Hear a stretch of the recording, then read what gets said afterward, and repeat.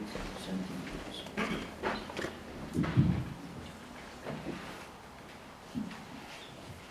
Okay, fine. This needs to be restricted. Om Bhakthaya Pradibodhidam Bhagavata Narayanena Swayam Vyasena Gradhidam Puranamurina Madhye Mahabharatam Advaita Vedanta Bhagavatim Ashtadashadhyayinim Ambatva Manasantadhami Bhagavad Gita Bhavadveshinim. O Bhagavad Gita, with which Partha was enlightened by the Lord Narayana himself, and which was incorporated in the Mahabharata by the ancient sage Vyasa, the Blessed Mother, the destroyer of rebirth, showering down the nectar of Advaita and consisting of 18 chapters. Upon thee, O Bhagavad Gita, my loving mother, I meditate.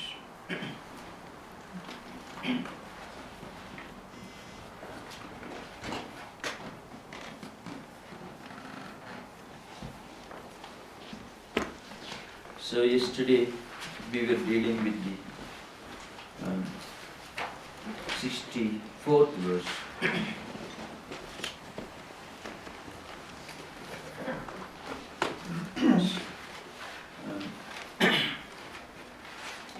Now, as I mentioned yesterday, a spiritually elevated person goes beyond the senses. But this is not done by starving the senses, not by deliberately, forcibly suppressing the senses. It is a very important psychological aspect to be remembered. There is no starving of the senses, nor incapacitating of the senses, because that won't create the problem. What is attempted is to control the senses by putting them under the control of mind, and then controlling the mind by diverting the mind towards spiritually creative, spiritually useful channels, so that senses will naturally flow towards those channels which do not create distraction within the mind. That it's a very important principle. There is no starvation or suppression of the senses, but there is a sublimation of the activities of the senses by putting them all under the control of mind, and then sublimation of the mind towards a higher, spiritually healthy channel. This is what a spiritually enlightened person does. Now, if you look at the evolution of this process, you can find at the lowest level people who live at the sensory level. For them, sense objects are the only reality. And sense objects and senses which help them to communicate with the sense objects. Epicureans, hedonists, ultra-materialists and others. And then you find there are some intellectually, culturally evolved people who are able to go beyond the world of the senses, at least for some time. The philosophers, the academic philosophers, the great musicians, the great painters, the great creative artists, the great scientists. See, they have to live at a higher level, higher than the world of senses. Otherwise, they won't be able to focus their mind and intellect on higher philosophical or intellectual topics. When this is done at a material level, when their attention is diverted towards external world, towards external analysis or analysis of the external world. The nature itself is forced to open its secrets. So we get an Einstein, we get a Newton, we get a great scientist, perhaps we get a Kant or Hegel and others. Because they are able to look beyond the empirical, beyond the present, beyond the transient. At least in an intellectual sense, at an intellectual level. So, at the lowest level, the world of sense objects, then senses, and then mind, and then intellect.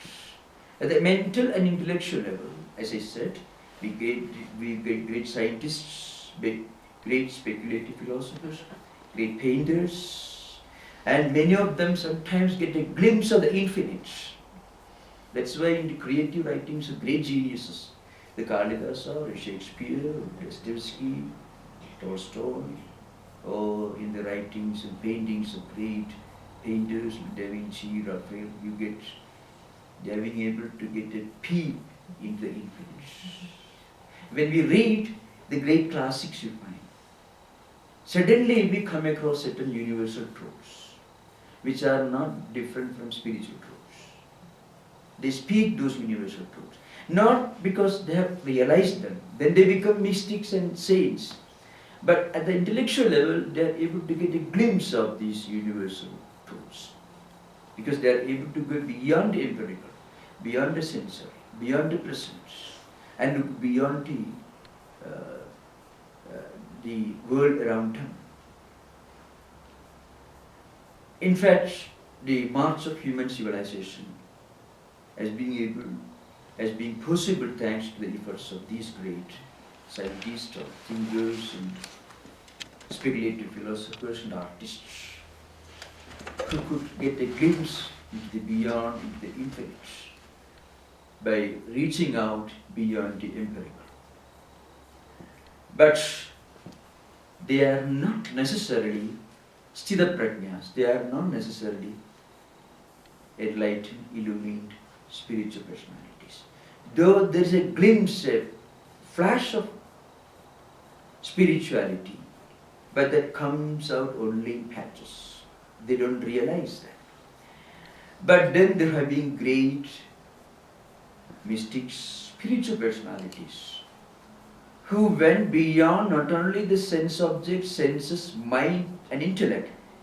Going beyond them all, they could reach the trans-empirical, the spiritual level, the ultimate unifying principle behind whole existence. The Atman, we call it, in the Upanishadic Vedantic tradition, we call Atman the immanent reality, consciousness, which is residing in all beings, which is also the all-pervading, omnipresent reality, which is the absolute transcendental reality, which is beyond change.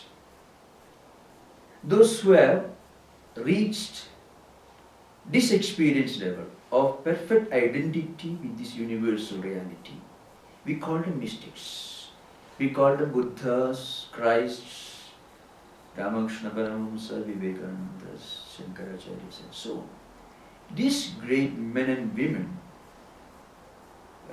create a permanent impression and they continue living the memories of millions of people for all times. In fact, humanity draws the line of demarcation from the animal kingdom at this level. When they go beyond the sense objects, senses, mind and intellect and reach the level of Atman or the ultimate spirituality. Here, a few more remarks I want to make. In Vedantic tradition, what is absolutely real should be beyond change, should be beyond time, space and causation. Anything which is subject to change cannot be absolutely real. In fact, these 6 changes are enumerated. Interestingly, for the first time, these 6 changes were mentioned by the great commentator on the Rigveda mantras called Yaskas Nirukta, which actually belonged to 8th century BC. So you have to remember, he lived before Thales, the 7th century Greek philosopher. Greek mystical philosophical tradition begins practically with Thales. How do you spell that? Yaska, Y-A-S-K-A. And the work he wrote was Niruktam. Niruktam actually means lexicon. N-I-R-U-K-T-A-M. It was written around 7th or 8th century BC. What he did was, he just selected a few Rigveda mantras and gave an interpretation, not a very deep philosophical interpretation as Shankara Acharya did after, several centuries later, in the 8th century. Yaska just wrote a simple meaning, gave simple meaning to certain Vedic terms. For example, I shall give an example, though this is not directly related to the subject, but some of you may be interested. See, the word Deva, you may have the word Deva. Deva literally, of course in the normal English translation, is Deva or Devada, God or Goddess. G, small letter G, not capital letter G. Gods and goddesses called Devas and Devadas. Now Yaska says, Devo Danadva, Devanadva, Dyotanadva, Dyusthanova, Bhavatidi. He gives 4 meanings to the word Deva. Danatva means Deva is one who gives you material prosperity if you pray to him or her. Deepanatva means somebody who instills, kindles the light of knowledge within us. Dyotanatva means the one who illumines. And Dusthanava means the one who lives the celestial regions, higher regions. Like that, Deva Kasma, Devo Danadva, Devanadva, like that, Yaska gave a very preliminary interpretation of certain Vedic subjects. That's all he did. In this Yaska says, interestingly, with deep philosophical implication, he says, there are 6 changes which all material empirical things are subjected to. These are called Shad-Vikaras, means 6 changes. Vikara means change. Jayade, Asti, Vardhade, Viparinamade, Kshiyade, Nashyade. These are the 6 changes as I translate in English. Something which is born. Now what is birth? Birth is a change from a state of non-existence into a state of existence. Asti means existing. After something comes into existence, it continues existing. Vardhade means it grows in dimension. Viparinamade means it evolves. So, change or growth taken in units can be interpreted as evolution. Then it slowly starts decaying, kshiyate. Then it just dies out. Now what is death? Death is nothing but a change from a state of existence into a change of non-existence, only to be born again. So the whole existence, the entire cosmic structure at the macro level is conceived in Vedanta as a cycle, not as a straight line progression. It comes into existence, exists, then vanishes, and then re-emerges, and the cycle continues. With regard to cosmos, at the macro level. At a micro level, we are born, we work, we live, we die, we are reborn. That's why in the Gita, Lord Krishna says, Dehinosmin yatha dehe kaumaram yavanan jara tatha dehantara praptihi dhiras tatrana muhyati. A dhira means a supremely illumined, spiritually elevated person. A Sthithaprajna, that we are discussing his characteristics. one important characteristic of a spiritually evolved person is he or she is not worried about anything which comes into existence or anything which vanishes. In fact, that is an important characteristic of a spiritually evolved person.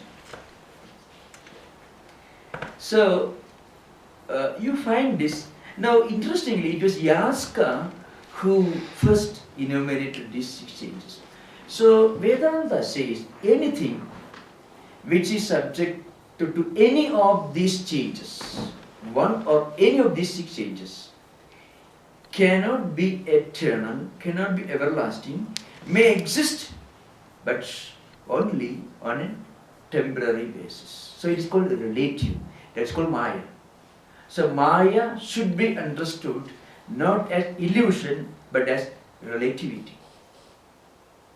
In fact, that's an important principle to be kept in mind. Now, so this is one important criterion for judging whether something is real or not. So Sthithaprajna identifies himself with the eternal reality which is not born and therefore which is never dead. It is the ever-present reality, the absolute reality. Even if you look at this earth, the earth came into existence, if you believe in Big Bang, maybe several million years back, and will cease to exist in this manner after a few more million years. What does it mean? This earth is relative. An insect may come into existence and live just for a few minutes, bacteria or anything. An insect which lives maybe for a few hours or minutes is relative. The cosmos which exists for a few millions of years is also relative. Because it will have another form after several millions of years. It was in another form before it came into existence. So it is within time. It is within time. Now, this relativity of this Maya is to be taken as something which belongs to time, space and causation. Now, another important criterion for judging whether something is absolutely real or not is it should remain in the same manner without any change in the 3 levels of human cognition, human perception. Means waking state is called Jagrat state, waking state, dream state, Swapna state, and deep sleep state. So it should remain the same. And we know very well that we go to sleep here in San Francisco and maybe we may dream we have reached New York or Europe. That means there is change. I have already elaborated this point maybe 2 days back. So, whatever we pursue with changes cannot be eternal. The third criterion is this: something which remains the same in the past, present and future. Which means it belongs not to time, it belongs to infinity. So sometimes it's called Trikala Abadhita, Shadvikara Adita and Avasthatraya Abadhita. These are Sanskrit technical terms, but we need not go there now. So now the point is, a Sthithaprajna, a spiritually enlightened person, identifies himself to be that Atman, which is the eternal reality. The Atmani eva Atmana Pushta means he identifies himself with the Atman, the supreme reality. In fact, as I said just now, the great mystics, the great spiritual personalities born anywhere in the world, belonging to any religious tradition, or those who did not belong to any religious tradition, they always identify themselves with this supreme, infinite, eternal, everlasting reality. Below that level, as I said, at the mental and intellectual level, the creative writers, the great authors of the great classics, great painters, great musicians, they got a glimpse of this eternal, this absolute reality, but they could not identify themselves with this absolute reality. At the lowest level, those who live in the realm of sense objects and senses. Of course, for the world alone is real, everything else is unreal. For the highest spiritual person, world is only relative, supreme Atman alone is real. For the lowest person, who are at the primitive level, world alone is real, everything else is unreal. So you read this when we deal with the famous verse, Yanisha Sarvabhudanam Tasyam Jakriti Samyami Yasyam Jakriti Bhudani Sanisha Pashyuto Muniki. The spiritually elevated person is wide awake towards the absolute reality, spiritual reality, supreme consciousness. And they are blind towards these peripheral, transient, empirical things, because they don't exist so far as they are concerned. So the empirical, worldly existence is night for them, because they are blind, they are not bothered. And absolute spiritual truth is the reality for them, so they are wide awake towards that. We will deal with this elaborately when we deal with that particular verse, Yanisha Sarvabhudanam Tasyam Jagrati Samyami Yasyam Jagrati Bhudani Sanisha Pashyuto Munihi. It's a kind of a riddle, but we will explain this after maybe 2 days. Now we will come to the 65th verse. Prasade Sarvadukhanam Khanihi Asya Upajayiti Prasanna Chedaso Hyashu Buddhi Paryavadishtati. Here, Shankaracharya introduces this verse. Prasade Sati Kim Syat Iti Uchyate. What happens to those who reaches this state of absolute, permanent, peaceful, blissful state, tranquility? Shankaracharya says, when you reach that stage, what happens? All miseries cease to exist. One becomes completely steady in intellect, and that spiritually enlightened person's mind is absolutely tranquil. This state of tranquility, absolute permanent tranquility, is called prasada. It's a state you may get a glimpse of this when you do something, when you accomplish something, when you achieve something. You feel, well, I have achieved, I have got something. Sometimes Krutakrutyada, Shankaracharya called it Krutakrutyada, means when you accomplish a great task in a very satisfactory manner. And if that feeling gives you a sense of joy, not a very relative, not a very fleeting sense of satisfaction, but this kind of complete feeling of, well, I have accomplished something, I have done what I should have done. That kind of contentment goes far beyond the satisfaction as we understand in the ordinary sense. When a person reaches that state, he achieves this prasannata, we call it, absolute tranquility. So Shankaracharya uses two terms generally, Kritakrutyata and Kritarthata. See, evam prasanna chetasaha avasthita buddhehi Kritakrutyata yadat tasmat ragadvesha viyuktaihi indriyehi shastra aviruddheshu avarjaniyeshu yuktaha samachare idi vakyartha. Very interesting, very, very profound statements. I shall explain in English. A person, a spiritual seeker, who reaches this level of absolute tranquility, it's difficult to explain, it is difficult to define. An inner contentment, you feel, well, I have done something, a kind of inner contentment you get. What you are striving for, I have reached that state. That person becomes fully established in a kind of what they call universal transcendental morality. It's called dharma. Dharma is a word. Dharma is very difficult to translate into any language. Dharma could mean many things. Buddhist tradition means something. In Gita, just 2-3 different types of interpretations. Here means, well, Shankaracharya says that person demonstrates one interesting characteristic. He becomes naturally established in righteousness. Naturally established.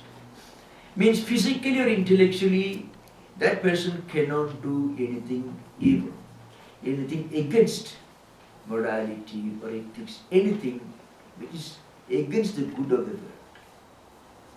In fact, this becomes an instinctive, natural characteristic of a spiritually elevated person. They can't do anything bad. Even if they try, they can't do. See, there are two types of people in the world. Some people may take a strong determination. Well, I'm going to tell a truth. But when he or she speaks, it will be a lie.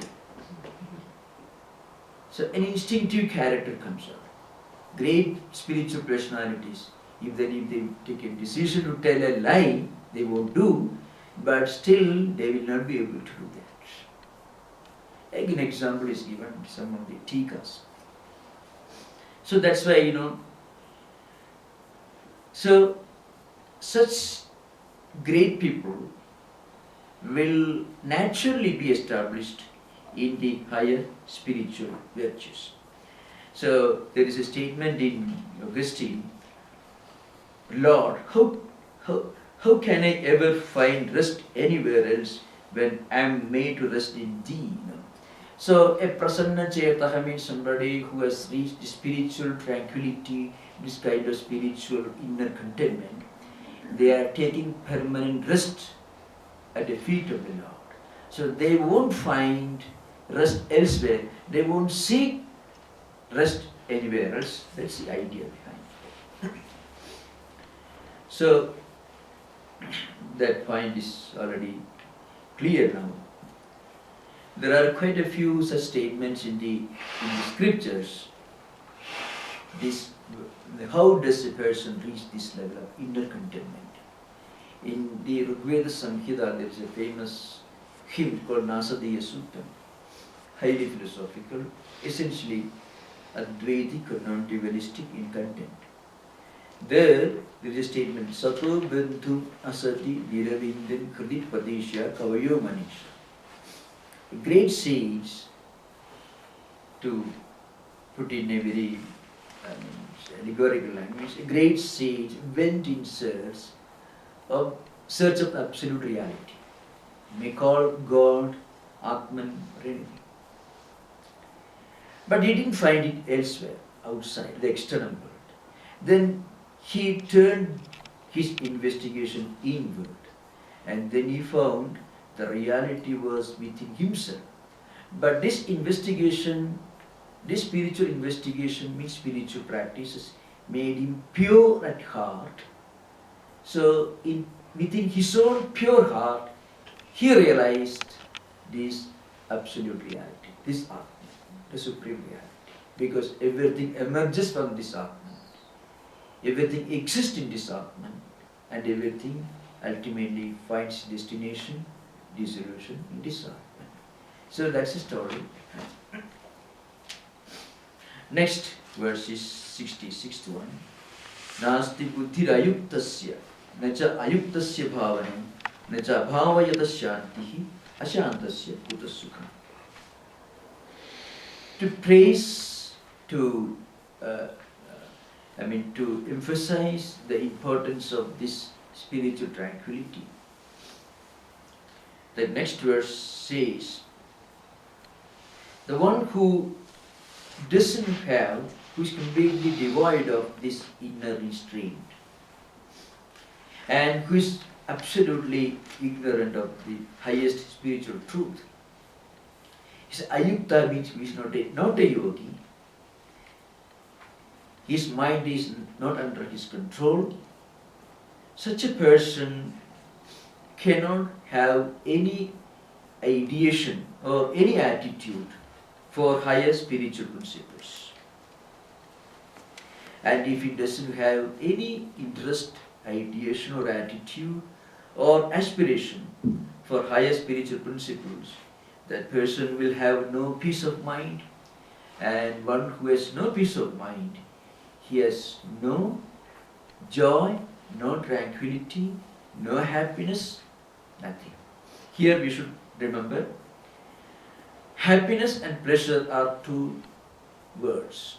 Happiness, well, for the type, for this text sake, we can say happiness is associated with inner contentment, tranquility, blissfulness, which is more of a lasting nature. Pleasure is something which comes and goes immediately, momentary, transient sensations.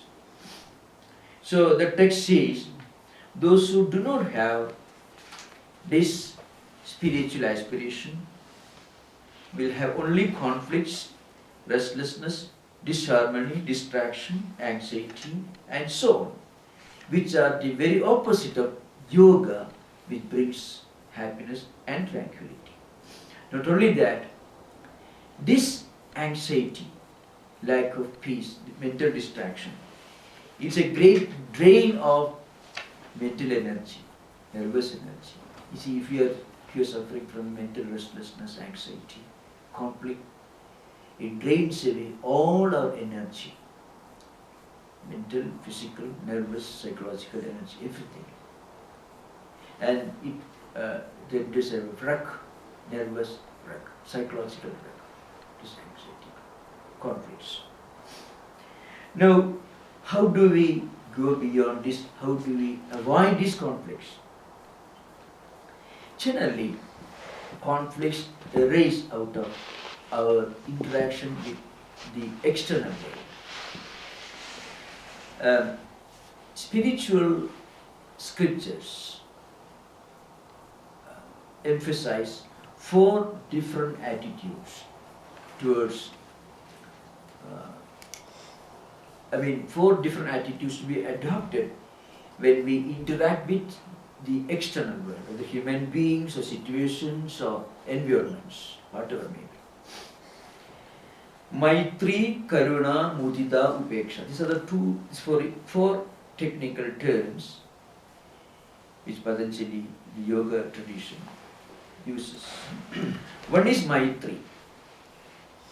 Maitri is, it's a kind of friendly attitude, satisfaction, towards people who are generally happy,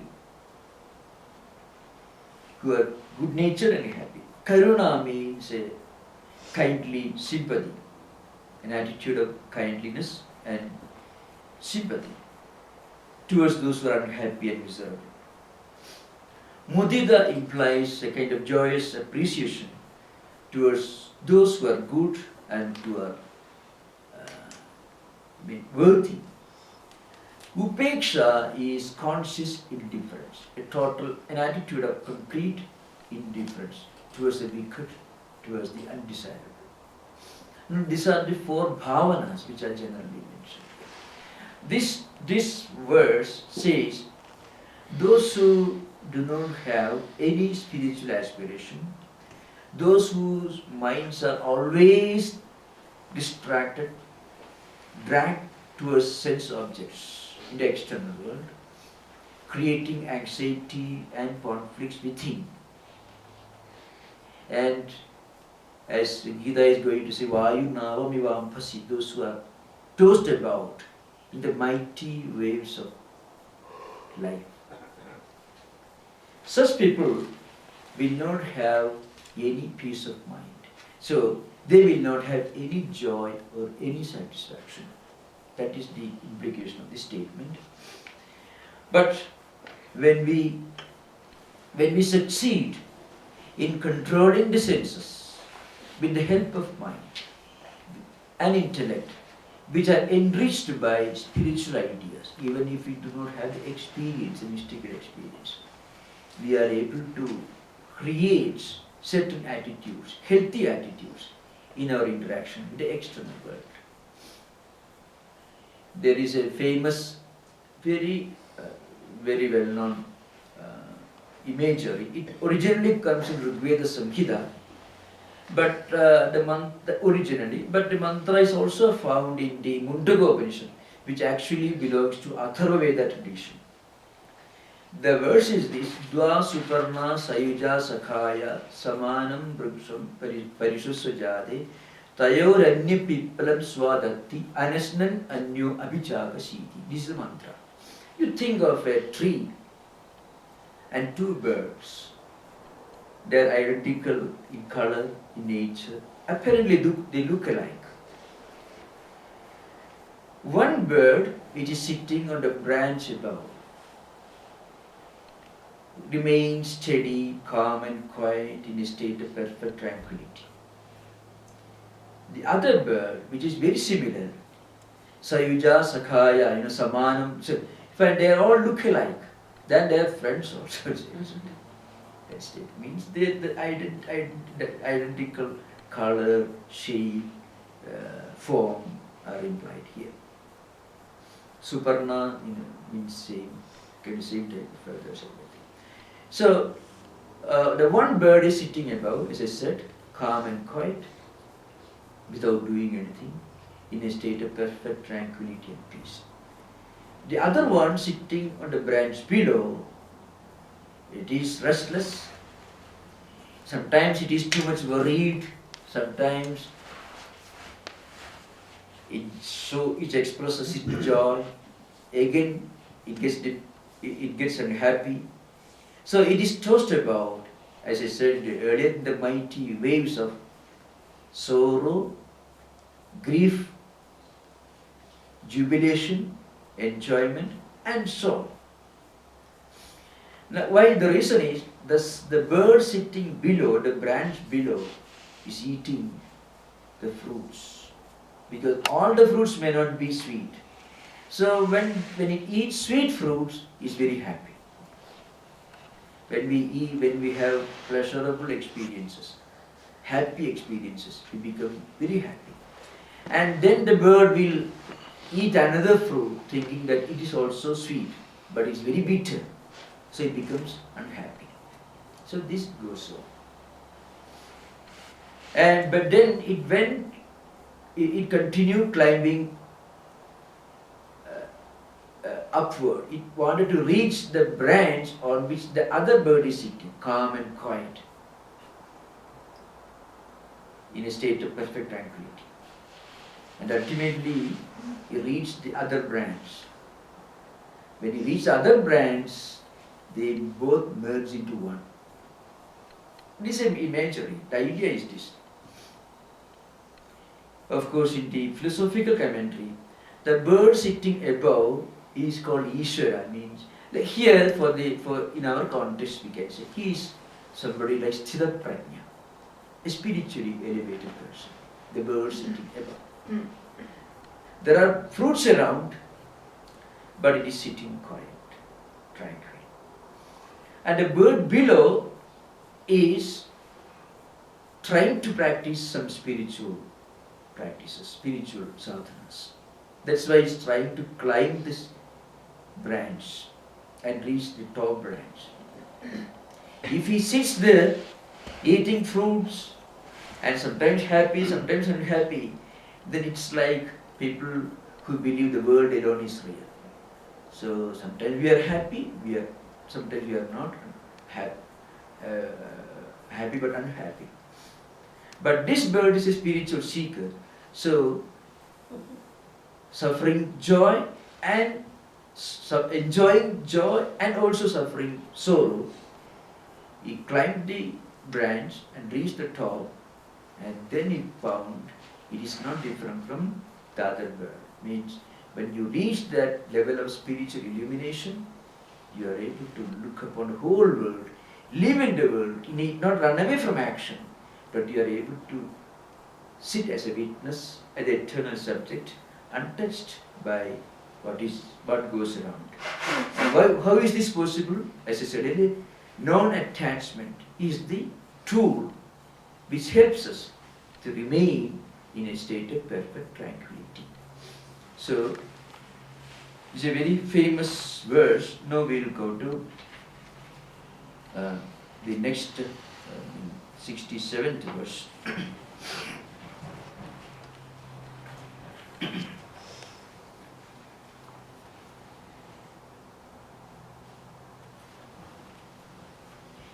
Now, Shankaracharya tries to introduce this 67th verse with a statement.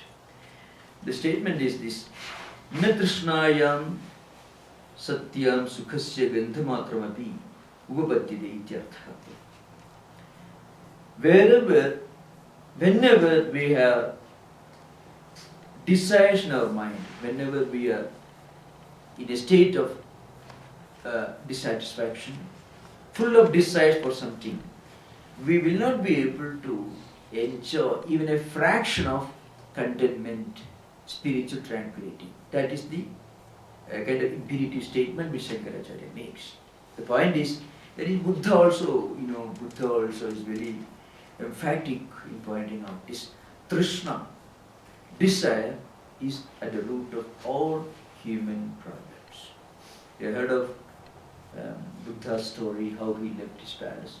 One of the classic stories which a very spiritual seeker should learn and ponder over. Buddha was born as a prince, and when he was born, an astrologer predicted that he may become a great ascetic. So his father, the king, got upset. He had high ambitions about his son. So he was brought up in an atmosphere of luxury. He was not allowed to have a glimpse of sorrow or wants or imperfection.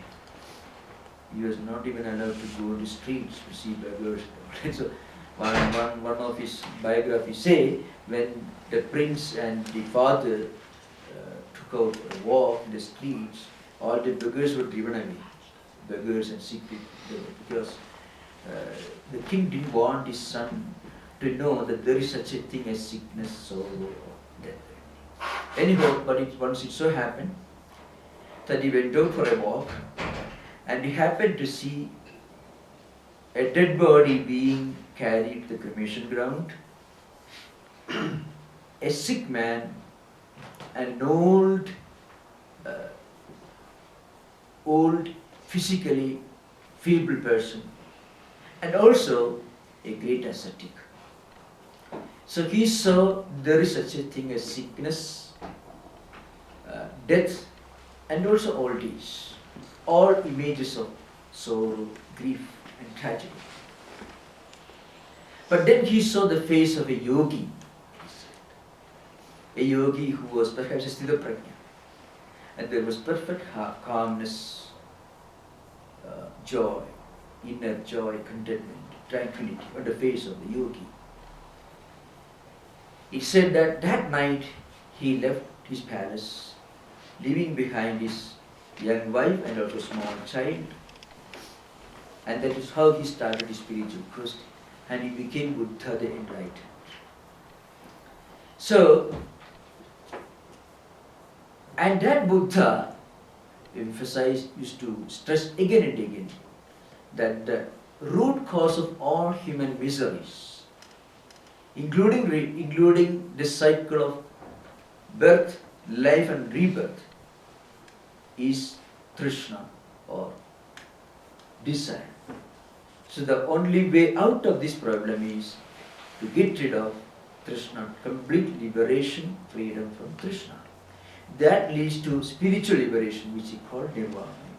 Anyway, so that's why Shankaracharya also here says, Na trishnayam satyam, so long as desire continues to exist in our mind, sukhasya gandhamatramapi upapadyate ityartha. We can never have inner contentment. That's why at the beginning of this class is stated, it is not starvation of the senses that is implied. It is, what is implied is going beyond the senses. And this is possible by controlling the senses with a mind which is fortified with spiritual knowledge. Then you can sit in a marketplace and think of spirituality. That's the idea. So, in the next 67th verse is this. Indriyanam hi charadam yad mano anuvidhiyati tadasya harati prajnam vayurnavam ivamphasi ayuktasya kasmat buddhihi na asti iti uchyate. Shankaracharya says, what happens to a person who is not a yogi, who doesn't succeed, who doesn't have his senses under his control, who is a slave to his senses, whose mind is dragged by the 5 senses of perception and 5 senses of action every moment of his life. That person is like a tiny boat which is tossed about in the mighty waters of an ocean, in the mighty waves. So this question is sometimes discussed in many philosophical writings, not necessarily spiritual persons. Whether human life is predetermined, whether to believe in predetermination or whether we can build our own destiny. These are the 2 approaches in modern philosophy. If human life is like a tiny boat tossed about in the mighty waves of destiny or fate, or can we build our own destiny? If you read Swami Vivekananda's Karma Yoga lecture, he raises this question, and in a very masterly style, he comes to the conclusion that our life is not like a tiny boat tossed about in the mighty waves of destiny. If we can take a creative approach, we can build our own destiny. If today is the result of our actions yesterday, then our tomorrow is the result of what we do today. So we can be the builder, the creator of our own tomorrow. That's the idea behind. But to be able to build our own destiny, we must be able to control, to put our senses under the control of the mind and intellect, which is enriched by spiritual ideas. Otherwise, what happens, that is stated here, Indriyanam ki charadam yen mano anuvidhiyate tadasya harati prajnam vayurnavam ivamphasi. If you do not succeed, if you do not try to put our senses under the control of the mind, and if the mind is allowed to be dragged by the senses towards sense objects, then the mind will be tossed about in the mighty waves of temptations and sense objects, and human life also will be lost. That's the idea. We already discussed this earlier. And then what happens, that's a more important point to be remembered here. Asya prajnam harati means, otherwise, if we do not put our senses under the control of spiritually fortified mind, what happens? These senses will take away our prajna, our wisdom. That's what happens. If you read some books related to modern criminology, many criminals who have committed heinous crimes, you say, just after committing the crimes, a good number of them repent. So very often they claim to be victims of circumstances. At a fraction of a moment, suddenly they lose their balance. In fact, that is actually implied here, asya prajnam kharati.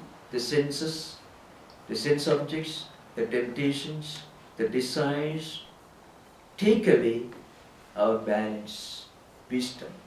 Shankaracharya here says, Katham vayu navamiva ampasi udagi jigamishada marga uthritya unmarge yatha vayu navam pravartedi evam atma vishayam prajnam krutva mano vishay vishayam karoti. This is a very famous statement.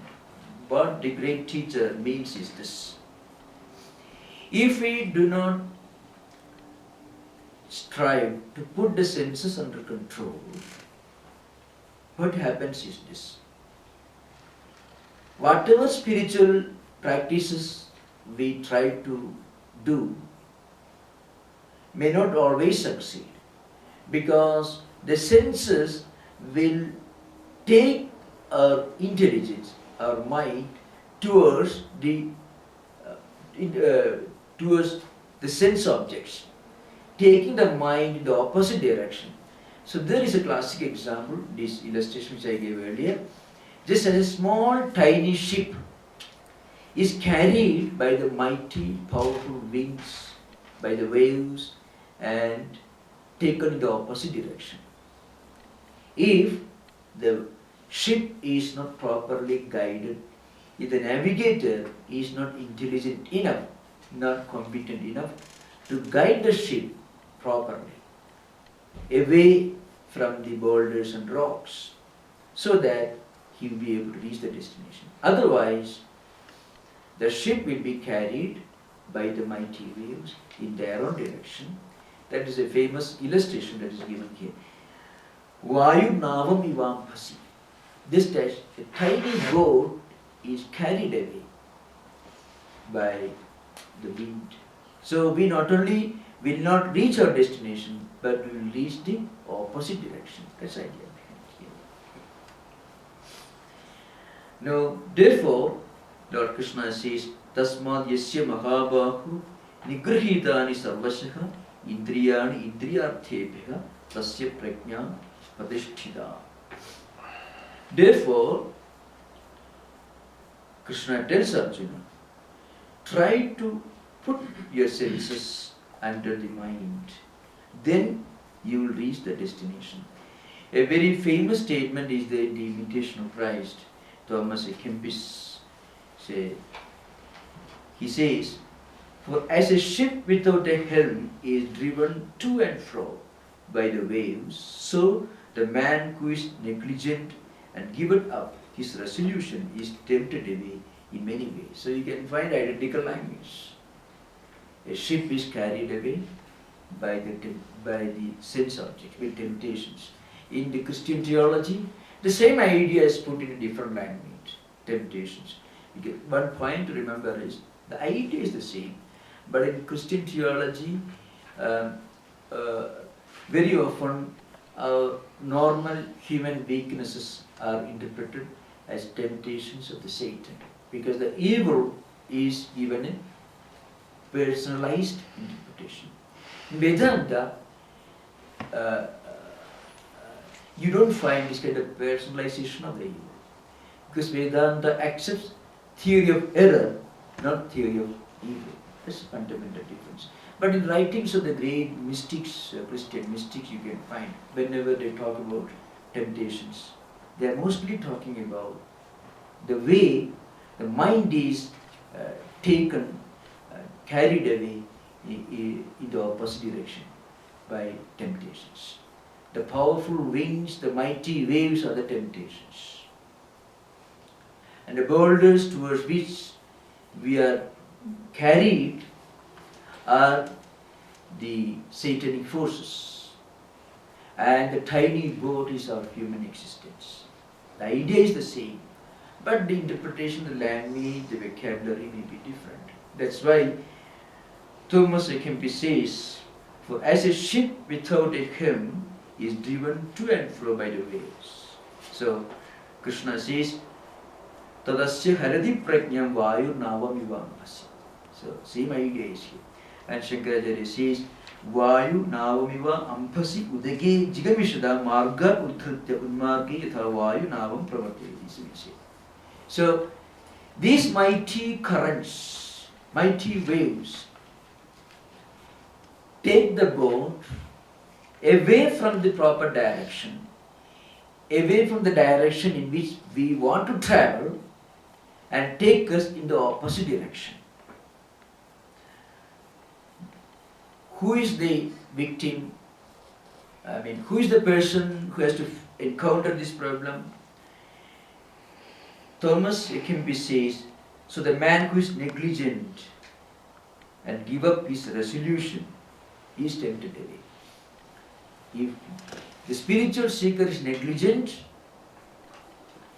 he will be tempted away. Means, if he doesn't try to fortify the mind with spiritual ideas and then try to control the senses with that mind, that person is negligent.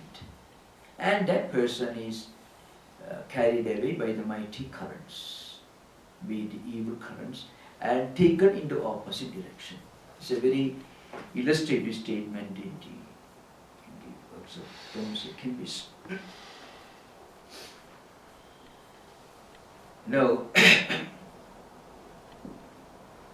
in the 68th verse, Tasmad yasya mahabahu nigrihitani sarvasya indriyani indriyarthebhya tasya prajna pradishthita. So the point is emphasized again and again. The spiritual seeker whose senses are perfectly under control is steadfast. That spiritual seeker reaches his goal. That's the idea behind. Next verse is very important. That's what I referred to at the beginning. It's a famous verse. It gives a graphic description of spiritual evolution or human civilization. As I said, the 5 levels of spiritual evolution. At the lowest level, those who live in the world of sense objects. And then the senses, then the mind, then the intellects. And the highest spiritual empirical level, the supreme consciousness, Atman.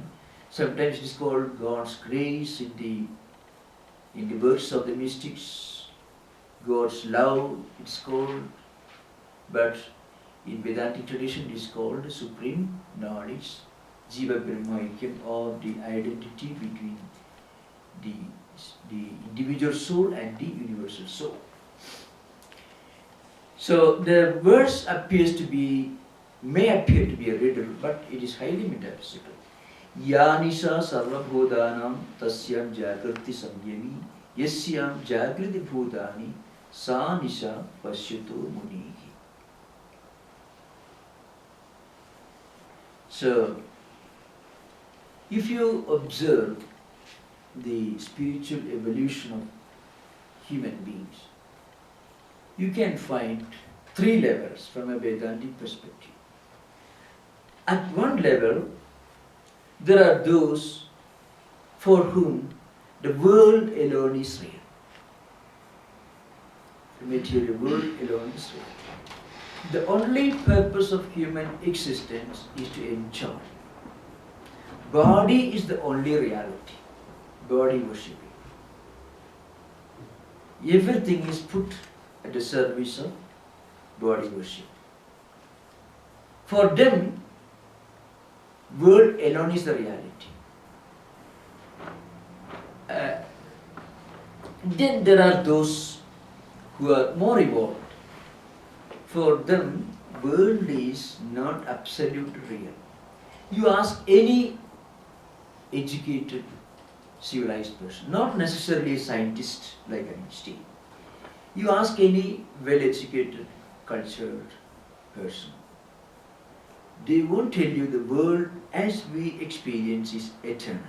It's difficult. Nobody will think.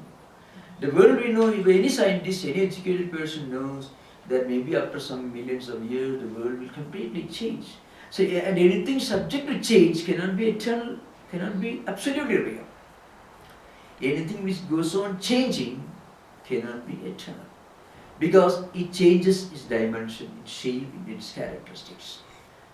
But then they are not sure as to what is real. They may not know that Brahman is only reality, or there is a universal reality, or there is an all-pervading spirit. They may not necessarily believe. There are people who intellectually believe.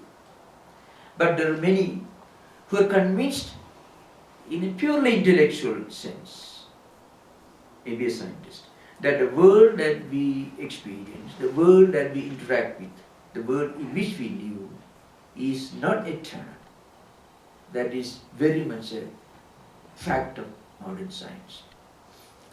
But they do not know what is the absolute reality. And they may not even believe that there is such a thing as absolute reality. So the world is a riddle. It is something that we cannot fully describe. It is beyond definition. It is still a riddle. It is not absolutely real because it's subject to change. But it is not absolutely unreal because we experience it every moment of our life. We live in it. So world is uncertain. It's an uncertainty principle. World is beyond description, beyond definition. Then what about those great Vedic sages who said Brahma Satyam Jagat Mithya Jivo Brahmaiva Nara, the great statement? They say Brahman or Atman is only reality, the world is Mithya. Mithya means neither absolutely real nor absolutely unreal. It is something which appears to be real, but really not. So it's called Mithya. But this is a matter of not conviction but of experience.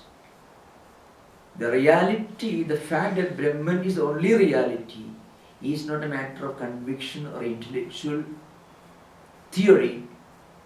It's a matter of intuitive, inner, spiritual experience. We call it mystical experience if you want, you can call that. So these are the three levels of human spiritual evolution. At the lowest level, the world alone is real. At a higher level, the world is beyond definition. World, we don't know whether there is such a thing as absolute reality or not. So they are in a state of indecisiveness. At the third stage, the highest stage, the great mystics, those who didn't care anything for worldly pleasures, those who always lived at the highest spiritual experience level, for them the world is unreal. In the sense, it is not absolutely real. And for them, Brahman or Atman is the only reality. And if you belong to the devotional tradition, God is the only absolute reality. For the great devotees of the world religious traditions, God is the only absolute reality. They also believe everything else, everything other than God is unreal. So these are the three levels of evolution. We will discuss this subject in the light of this famous verse, 69th verse, tomorrow. Thank you. Now we will have interaction for about 25 minutes.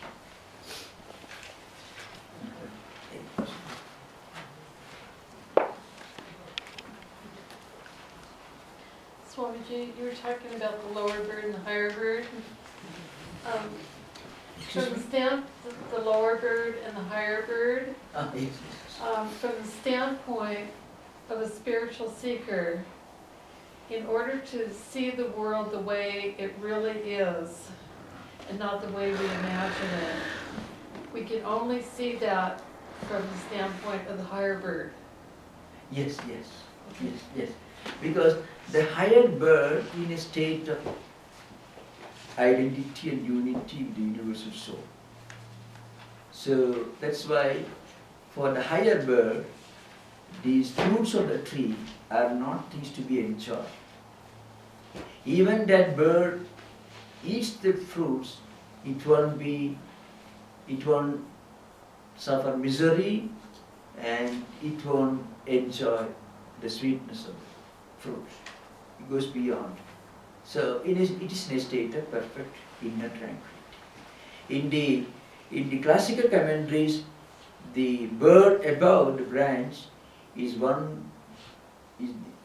called Ishvara, the one who is beyond all the worldly experiences of sorrow and enjoyment. That's idea. So in order to function in the world in the proper way, we have to function as the higher bird. Yes.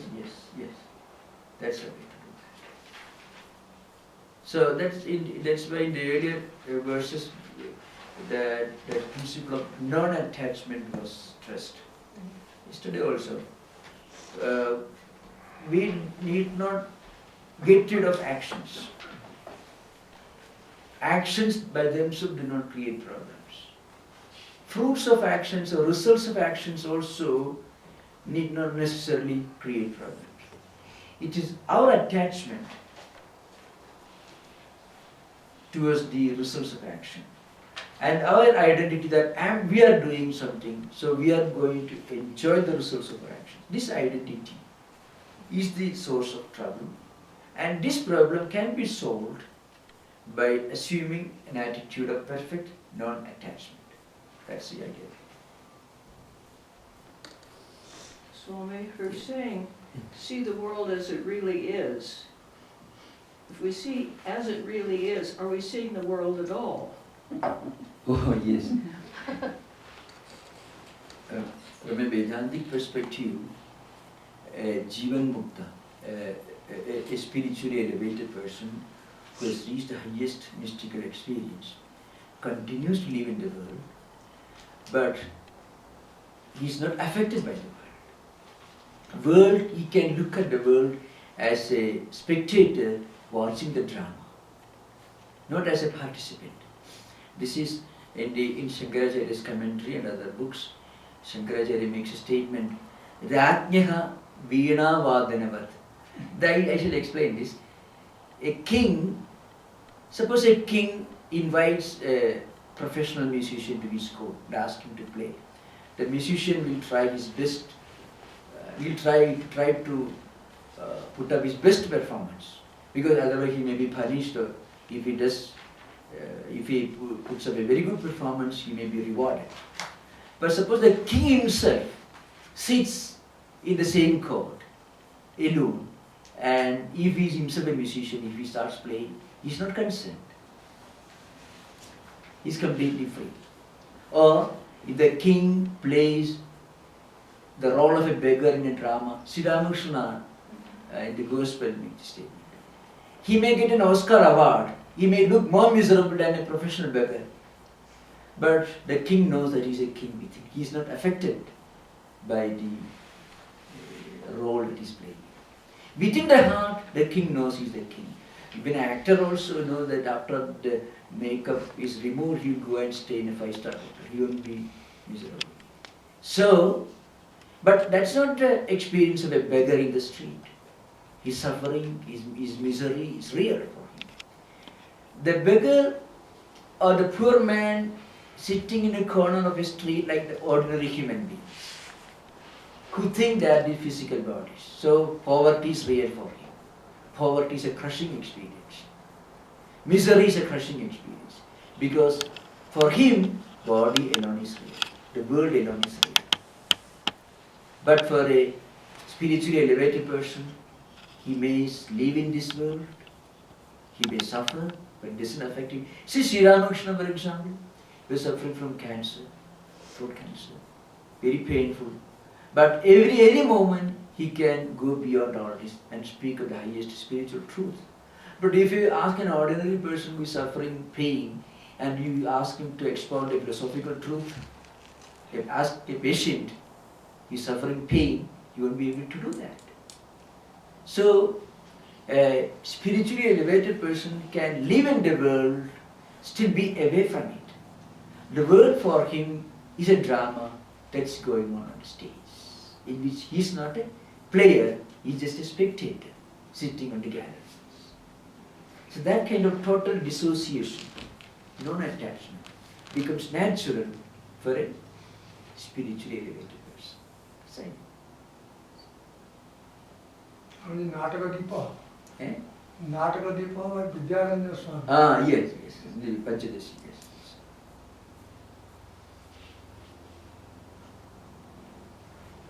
Swami, did you say that the spiritual and not the intellectual was the level of demarcation between the animal and the human?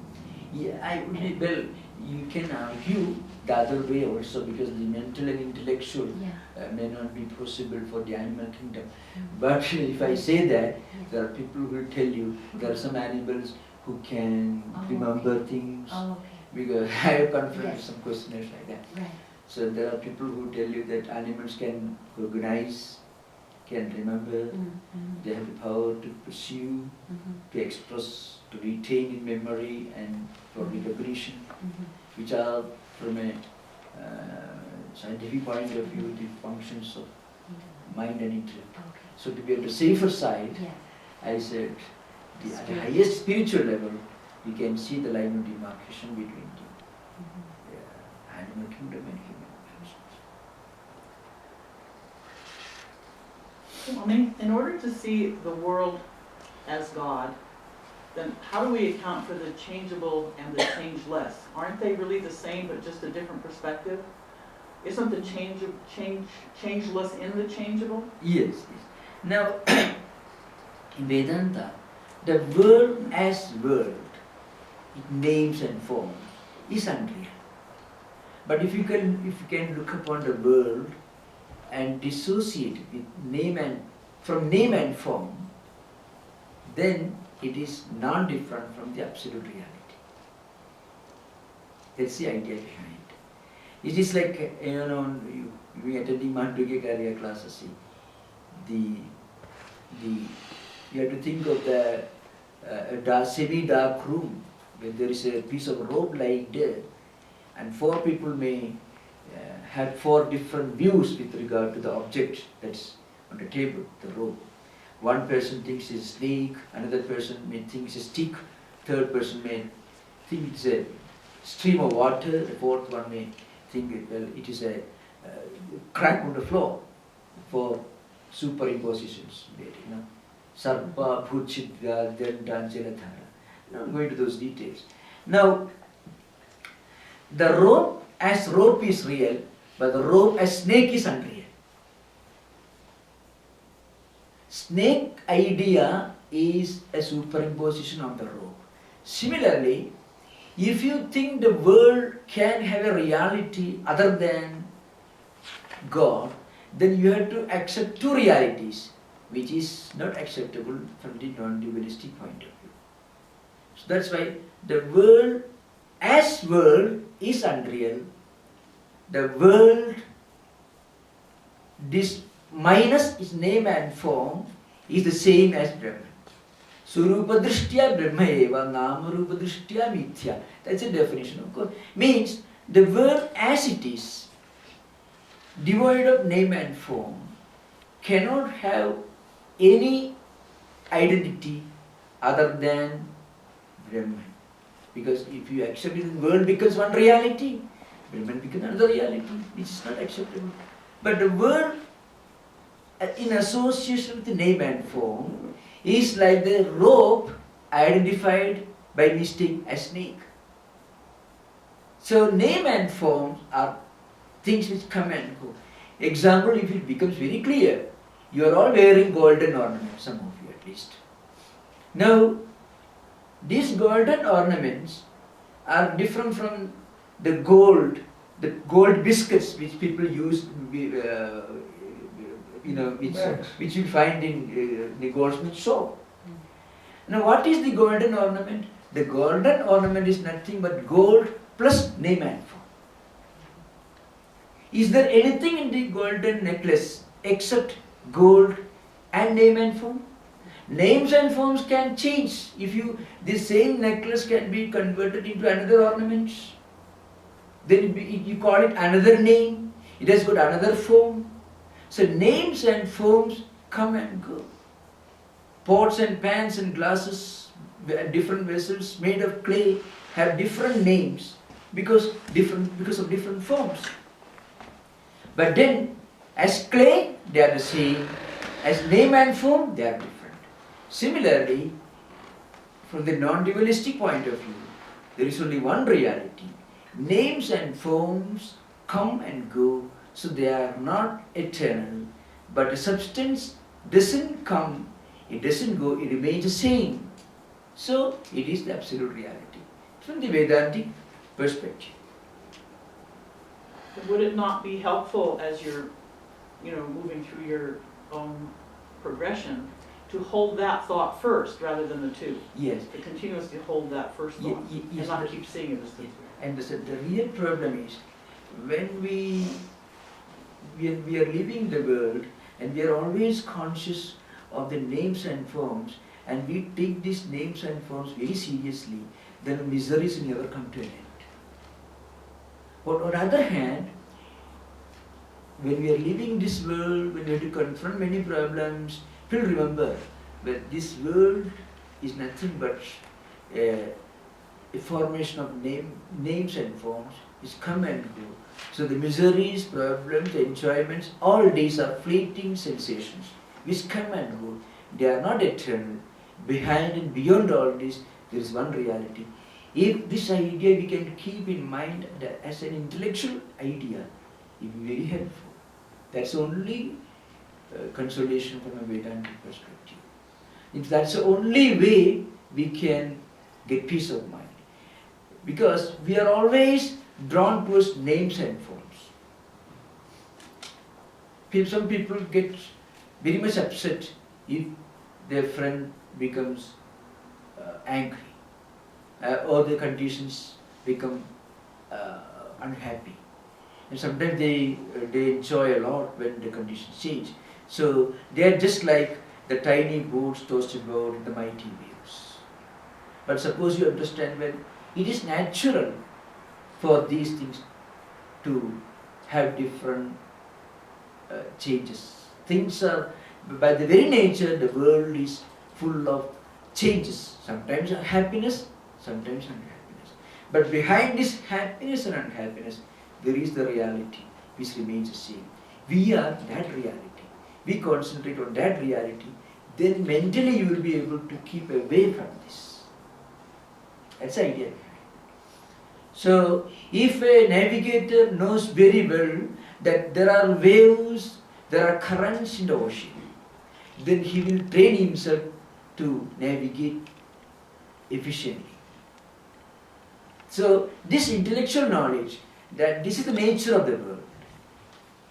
Names and forms come and go, happiness and unhappiness. Fortified with this knowledge, if we can live in this world, then problems will be there, but problems will not upset us. Waves will be there, but navigator will be able to navigate in a very intelligent manner along these waves and currents and reach the destination. That's it. So we live in not the world but in the sansar. Exactly. We can live in the world without being part of the world. Live in the world but not be of the world. Sansar. We should not belong to the world. Sansar, sansar. Yes. The boat should be on the water level. Water should not be within the boat. As Sri Ramakrishna says in the Gospel. So that's possible only if we fortify ourselves with expert knowledge of how to navigate in this ocean of waves and currents. And that is why Vedanta comes as a handy tool, a great source of help. So thank you. Namaskar.